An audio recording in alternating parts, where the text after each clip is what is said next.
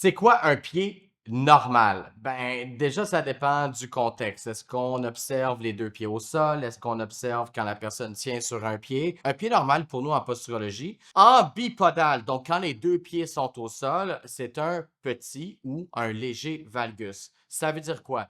Ça veut dire que si on est pour prendre une carte puis qu'on la glisse sur la face latérale du pied, ben, cette carte est supposée toucher et le calcanéum et la malléole latérale.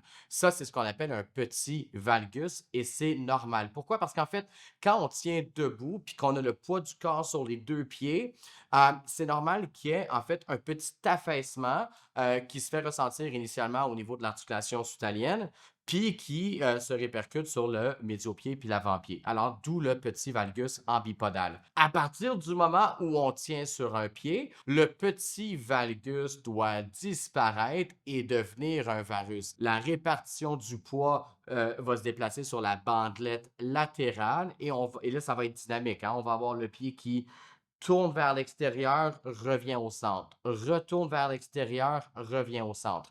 Et à ce moment-là, on est en présence d'un varus. Alors, ça, c'est peut-être les critères de normalité du CIES. C'est peut-être même les critères de normalité pour d'autres.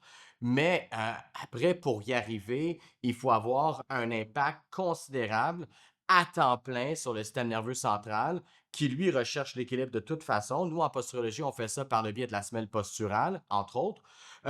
Et surtout, je vais dire pourquoi? Parce que ça prend un stimulus permanent pour amener le système nerveux en permanence à reconnaître où sont les pieds au sol et tant et aussi longtemps que les pieds ne sont pas équilibrés, comme le corps recherche l'équilibre, ben en fait, le système nerveux calibre le corps et ce faisant, ben, on vient qu'à avoir en temps et lieu une normalité du pied en bipodal et en unipodal. Pourquoi? Parce qu'en fait, c'est le corps qui le recherche.